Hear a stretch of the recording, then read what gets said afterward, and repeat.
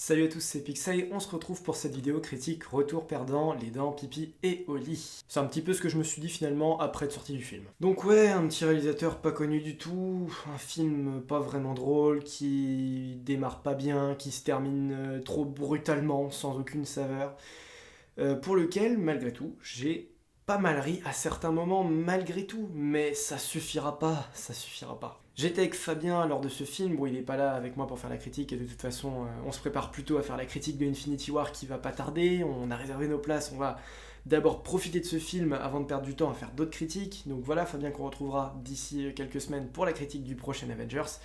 Mais sinon, lui aussi n'a pas trop aimé ce film, clairement, a même encore moins aimé que moi, parce que moi j'ai pas raté ma soirée, mais je n'y ai rien gagné. Totalement.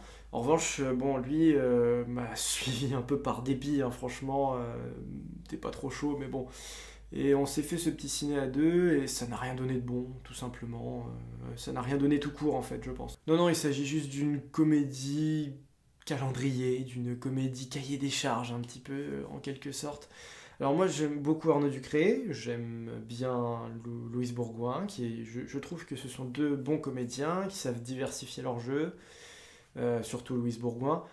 Néanmoins, je pense que les personnages leur correspondent pas tout à fait. Même Arnaud Ducré, contrairement à ce qu'on peut penser, dans le trentenaire un peu trop, enfin un peu avancé, qui a envie de teuffer, qui drague à tout va et qui vit comme un gamin, comme un ado, c'est pas forcément, je sais pas, à mon avis ça vient peut-être un peu de lui, mais il aurait pu donner une meilleure performance comparé par exemple à Laurent Lafitte dans 16 ans ou presque, qui s'était totalement lâché et qui donnait vraiment un personnage remarquable.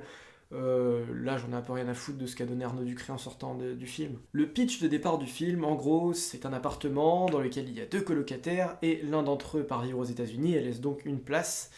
Et le nouveau colocataire qui va arriver, donc colocataire qui va habiter avec le personnage d'Arnaud Ducré, j'ai oublié les prénoms, et donc un directeur d'une agence de mannequinat, ce qui n'augure que du bon pour le personnage d'Arnaud Ducré, puisqu'il adore séduire les femmes, il ne vit que pour ça dans son appartement, faire des soirées, être avec des femmes et tout, donc enfin voilà.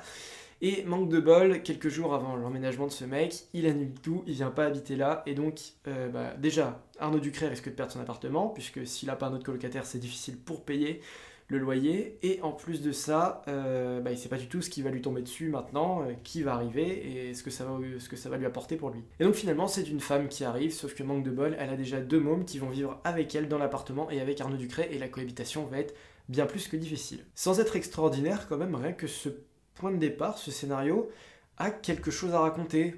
Et pourtant, le pire du pire, c'est que, justement, le film a rien à raconter pendant au moins une bonne grosse demi-heure. Mais vraiment, il est vide d'enjeu, vide de sens, vide d'intérêt, vide d'interaction, vide de tout. Mais je vous le jure, sérieusement, parce que le début du film, c'est juste Arnaud Ducré qui galère à avoir son colocataire. Alors ça encore, comme c'est la situation initiale, ça apporte quelque chose, ça apporte des données, des informations que nous, spectateurs, on va traiter. Mais arrivé à un moment, je pense que c'est à partir du moment où Louis Bourgoin arrive dans l'appartement, finalement, il ne se passe plus rien. Des scènes de ménage sans intérêt.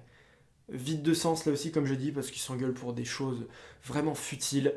Et oui, j'ai envie que tu te barres, non, j'ai envie que tu restes, oh finalement je m'en fous, je veux pas m'occuper des mômes, des calendriers pour savoir qui aura la télé, à quel moment, à quelle heure, entre les mômes, entre lui et tout, enfin, c'est assez chiant, franchement. Et on rigole pas beaucoup, et ouais, je regrettais un petit peu d'être venu pour ce qui est de la première demi-heure. Après, le film se met en place finalement qu'à partir du milieu, au moment où la famille de Louise Bourgoin pense que Arnaud Ducré est son nouveau compagnon. Qu'en fait, elle a eu deux gamins d'un précédent mariage, donc elle a divorcé. Et je crois que les parents ne sont pas tellement au courant qu'elle vit en colocation avec lui, et elle en a un petit peu honte. Donc là, à partir de là, elle leur fait croire que c'est son nouveau mec. Et je me disais aussi, tiens, ça devient intéressant, ça frise un peu la comédie américaine avec la rencontre des beaux-parents, voilà. Mais au dîner de Noël, ils doivent tous se rencontrer, et lui doit jouer la comédie, se faire passer pour son nouvel homme. Et là, pareil, encore un petit peu le soufflet qui retombe, parce qu'il n'y a aucune réelle confrontation avec les beaux-parents, il n'y a aucun quiproquo, aucun mensonge, aucune comédie en soi, voilà, qui se mette dans la peau du mari, ou enfin du... Pas du tout, il se passe pas ça. Mais c'est vraiment un scénario vide, quoi, vide. Bah, après, il commence à s'apprécier et tout. Enfin, là, ça commence un petit peu. En fait, c'est vers la fin, ça commence à être un petit peu bon, classique, mais c'est ce qu'on recherchait un peu, voilà, un petit peu de côté classique à la comédie. Va la chercher, demande-lui de revenir, enfin voilà, etc.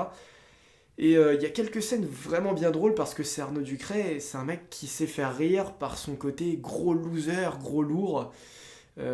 Voilà, par rapport à ce qu'il donnait dans les profs, il est vraiment dans la surenchère, dans le mec qui pète plus haut que son cul, et un petit côté Brise de Nice un petit peu en cela, que j'aime bien, et c'est ça qu'il apporte, mais pas toujours dans le film. Il y a vraiment des moments où tu as envie de le voir comme ça et il n'arrive pas. Il y a des moments où peut-être il le fait au mauvais moment, dans le mauvais contexte, dans la mauvaise scène, avec le mauvais personnage, je sais pas.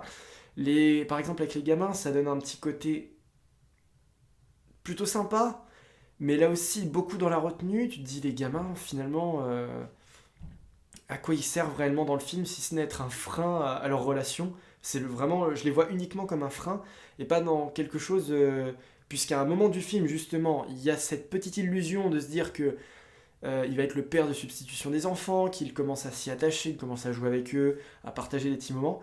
Et pile poil à ce moment-là où ça commence seulement à naître ce sentiment, où ça commence à arriver, puisqu'il prend la gamine dans ses bras, elle vient le voir, elle vient se plaindre, oui, lui il m'a fait mal ou un truc comme ça, et tu te dis voilà, il y a le père de substitution qui se met en place, et c'est à ce moment-là que tout s'arrête, que Louise Bourgoin se casse, terminé, et que la fin du film, le dénouement se met en place, et comme je vous l'ai dit, la fin du film est brutale, et se termine sans conclure vraiment le destin des personnages. C'est bam, voilà, terminé d'un coup. Avec Fabien, on était sur le cul, on dit non, mais on peut pas. En fait, il y a pas de situation finale dans le film. Vous savez ce que c'est une situation finale? En fait, c'est une fois le dernier twist du film accompli, la dernière aventure, la mise au point finale entre nos personnages, suivant le genre du film. Et ben vous avez ce dernier plan, cette dernière scène où tout est rentré dans l'ordre, où c'est la fête, où nos personnages sont de nouveau réunis, ou alors ils sont rentrés après une longue aventure, etc. Enfin voilà. Et en fait, il n'y a pas ce genre de plan. Là, techniquement, dans la logique, ce qu'on voudrait voir, c'est Louise Bourgoin et Arnaud Ducret qui sont ensemble à la fin du film, avec les gosses, qui mènent une vie heureuse et qui ont su surmonter toutes leurs épreuves entre belles familles, entre les gamins, enfin une véritable colocation. Voilà, on aimerait les voir rassemblés à la fin. Et en fait, à la fin, c'est juste lui qui va la chercher, il la retrouve, bim, fini. L'écriture est vraiment bizarre, est vraiment pas bonne, est vraiment vide. C'est bâclé, donc ouais, il y a vraiment quelque chose de très bâclé. Parce que ouais, je reste persuadé que ce genre de film aurait pu au moins être divertissant. Et c'est pas vraiment le cas, non, pas tout à fait. C'était vraiment la séance de ciné où j'en avais rien à foutre. Et autant vous dire pour conclure cette vidéo, que après ce genre de film, je remets profondément entre parenthèses la possibilité d'aller voir Taxi 5, qui a de très mauvais retours de ce que j'ai cru comprendre en ce moment, et qui n'a rien relevé. Donc oui, je ne suis pas sûr d'aller voir Taxi 5, je préférerais aller voir Dans la brume, qui lui semble être un petit peu plus salué par certaines personnes, par la critique. Donc ouais, je suis toujours pas conforté, et là on a déjà dépassé le premier trimestre de ce début d'année, et autant dire qu'il n'y a pas grand chose qui m'a véritablement émerveillé, à part Ready Player One et La forme de l'eau. On n'est pas tellement... Je suis pas tellement convaincu, je suis pas très optimiste. Espérons que ça se mette vraiment en place à partir de cet été, mais là, même pour le printemps, là pour l'instant, il n'y a rien de foufou à part Infinity War. Donc oui, je ne sais pas trop s'il faut s'attendre à ce que je retourne beaucoup au cinéma en ce moment, j'ai plutôt d'autres vidéos à vous faire. Il y a une vidéo de Bienvenue à bord à Disney qui arrive le week-end prochain, pour la saison Princesse et Pirates, et puis voilà, j'ai pas grand chose d'autre à vous dire, j'ai pas envie de vous parler de ce film plus en amont, il n'y a pas besoin de s'éterniser. Donc voilà, ici s'achève cette vidéo critique Retour Perdant, merci à vous de l'avoir suivi. On se retrouve très bientôt donc pour plutôt la vidéo de Bienvenue à bord, je pense. Bon, il n'est pas impossible que j'aille au ciné quand même. Mais voilà, sans aucune garantie, voilà. Merci à vous, à la prochaine, et donc vraiment, non, je vous déconseille d'aller voir Les Dents, Pipi et Oli. Salut à tous, et à la prochaine.